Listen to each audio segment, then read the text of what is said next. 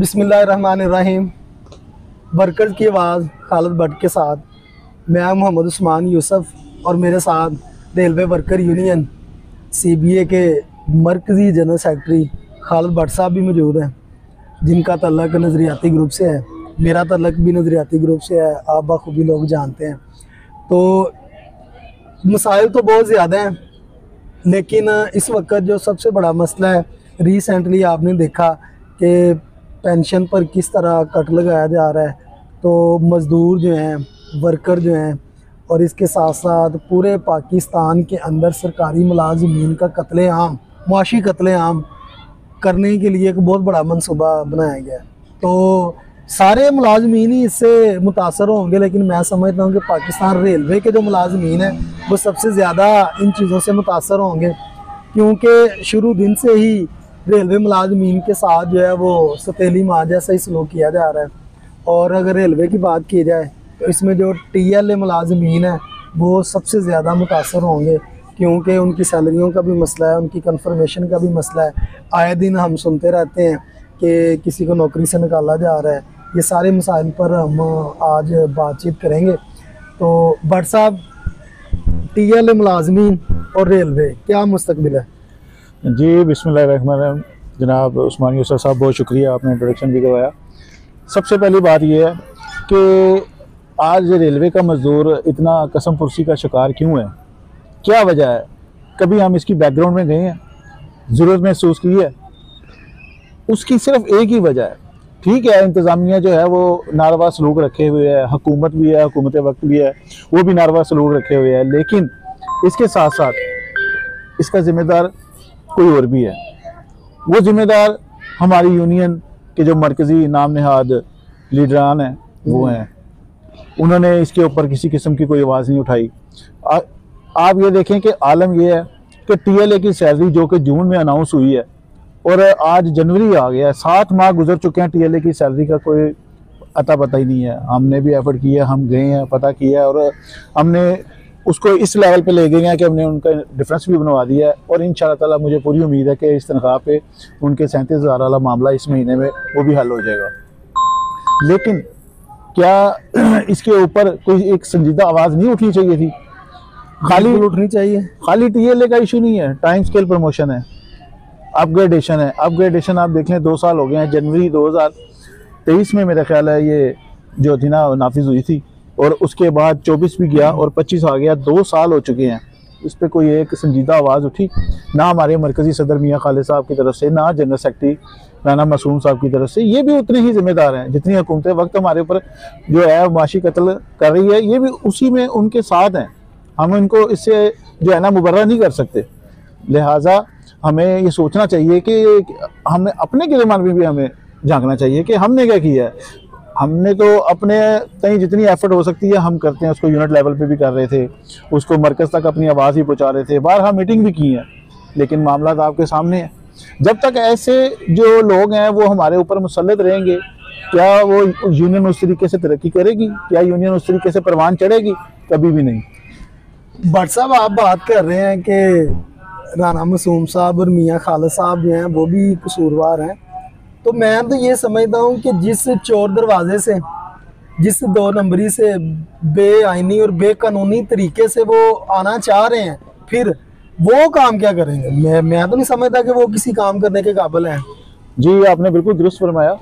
ये गैर आईनी तरीके से यूनियन में जो है ना वारिद हुए हैं।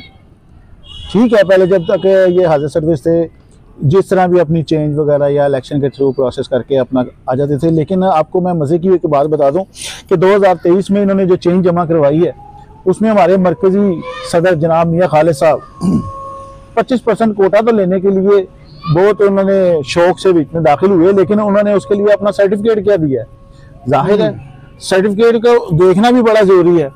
उसमें बड़ी मज़े की और बड़ी हैरानगी की आपको मैं बात बताऊँ कि महर ऑटो है, एक रिक्शा मार्केट इंजन शेड में, लाहौर में रिक्शा मार्केट है।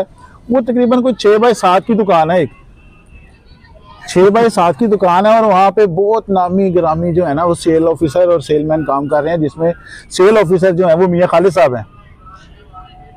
अच्छा।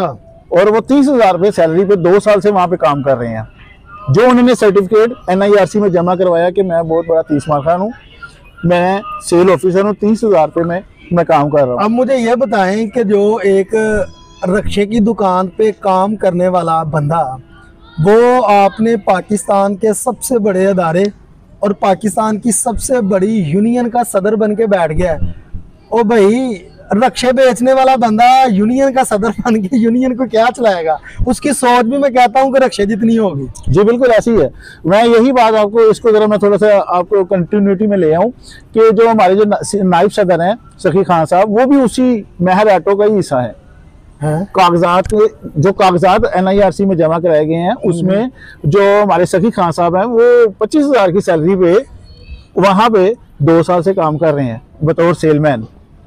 अब आलम ये है कि नायब सदर और मरकजी सदर ये दोनों महर ऑटो में सेलमैन हैं और रेलवे वर्कर यूनियन के एक मरकजी ओहदों पे विराजमान है।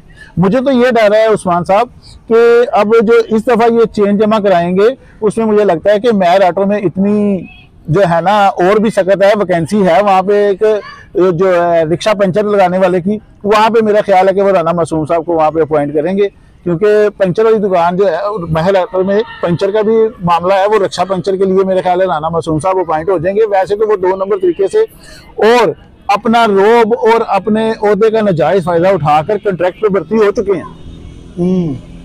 और अफसोस की बात है कि वर्कर यूनियन का जनरल सेक्रेटरी, मरकजी जनरल सेक्रेटरी, वो कॉन्ट्रैक्ट पे भर्ती हो रहा है। वो अफसरों को बार्गेनिंग करके और अपने ओहदे का नाजायज फायदा उठाकर वो भर्ती हो रहा है और सेमी स्किल्ड के ओहदे पे भर्ती हो रहा है। अब व्हाट्सएप बात ये है कि जब एक यूनियन का जनरल सेक्रेटरी जो है वो भर्ती होगा और उसी के नीचे उसी इदारे के अंदर TLA मुलाजमीन को टर्मिनेट किया जा रहा हो, उसी इदारे के अंदर जो TLA मुलाजमीन है उनको 3-3 माह की सैलरियाँ ना दी जा रही हों, और यूनियन का जो जनरल सेक्रेटरी है वो जाके फिर रिटायर्ड होने के बाद भी भर्ती हो जाए, तो मुझे बताएं कि मजदूर तबका जो है वो इन लोगों पर एतबार करेगा, इन लोगों पर एतमाद करेगा? बिल्कुल नहीं।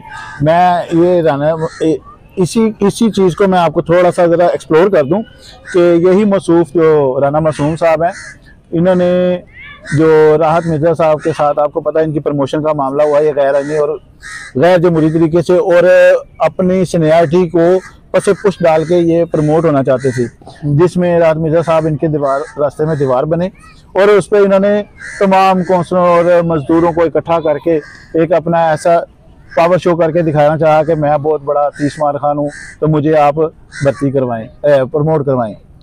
इसके साथ साथ ही यही मौसूफ क्वार्टर की जो इनका बादशाह खान के साथ भी मामला चल रहा था, मालूम है वो तो मशहूर। अब आप ये देखें कि जब मरकजी जो ओहदेदारान हैं वो इस तरह की प्रैक्टिस में मुलविस होंगे, तो उन्होंने मजदूर का क्या सोचना, जो अपनी जेब को देखते हैं, जो अपने मामलात को देखते हैं, जो सिर्फ अपनी तरफ देखते हैं।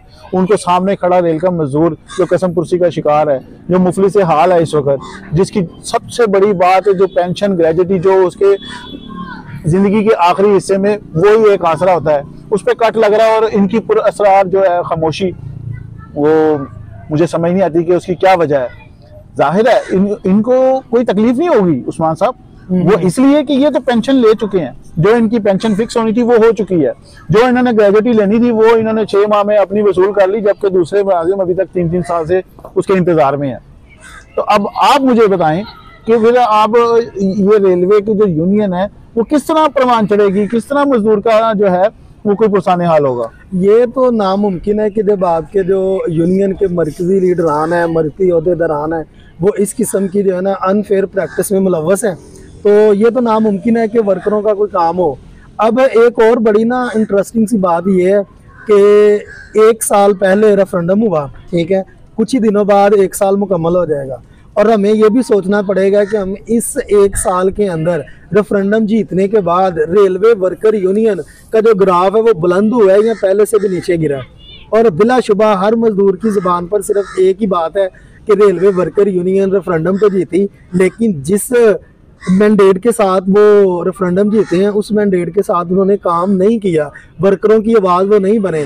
और मुझे इस चीज़ पे बड़ी हैरानी होती है कि ये जो रिटायर्ड टोला है, ठीक है, यकीन माने कि इतने इतने ब्लंडर हुकूमतें कर रही हैं, इतने इतने बड़े ब्लंडर इंतजामिया कर रही है, और इनकी तरफ से एक बयान तक जारी नहीं हुआ। अमली इकदाम तो छोड़े ना, कि कोई इन्होंने जाके किसी के साथ कोई बारगेनिंग की है, कोई जलसा जुलूस, ये सारी चीजें छोड़ दें, मुजम्मती बयान भी जारी नहीं कर सके, ये इनकी क्रेडिबिलिटी है। ठीक है, और अगला जो सिलसिला है ना, इन्होंने ये शुरू कर दिया हुआ है कि पैसे इकट्ठे करने, यानी कि ओहदे बेचने शुरू कर दिए हैं कि पैसे इकट्ठे करते जाओ, माल बनाते जाओ और आगे निकलते जाओ। मजदूरों का क्या हाल होगा उसकी इनको कोई फिक्र नहीं। मैं आपको उस्मान साहब एक छोटी सी बात बता दूं।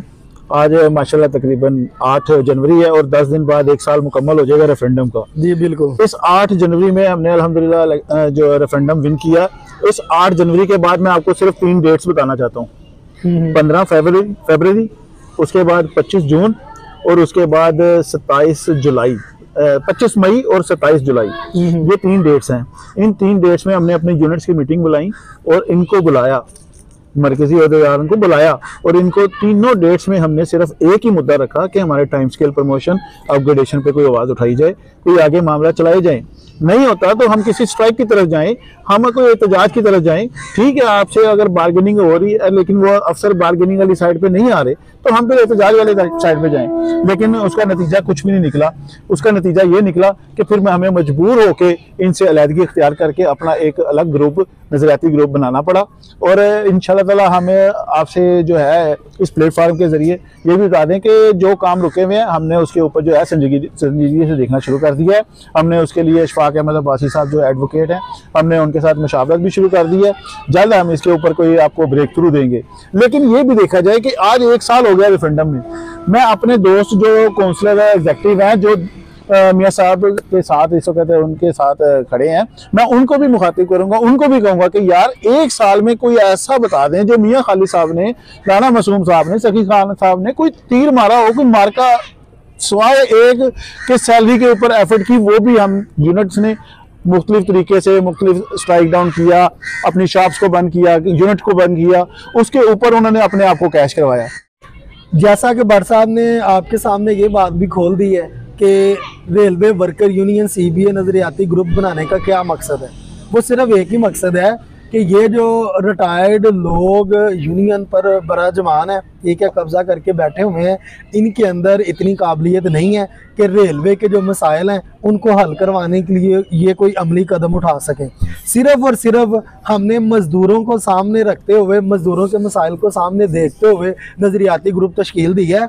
और मैं ये भी आज इस प्लेटफॉर्म से ये ऐलान करना चाहता हूँ, सबको बावर करवाना चाहता हूँ कि अल्लाह ताला की फजलो करम से और दोस्तों के ताउन से ये जो नज़रियाती ग्रुप है, इसका जो सफ़र है ये बहुत लंबा है, ठीक है, और ये अपनी मंजिल तक इंशाल्लाह ज़रूर पहुँचेगा। हम अदालतों में भी पूरी फाइट करेंगे, हम मैदान अमल में हर वक्त रहेंगे इंशाल्लाह। और ये जो रिटायर्ड टोला है जो गैर कानूनी, गैर आईनी तरीके से पैसे लेकर या पैसे देकर ओहदों पर आना चाहते हैं, हम इनका हर तरीके से रास्ता रोकेंगे। आपका बहुत बहुत शुक्रिया। अल्लाह हाफिज़।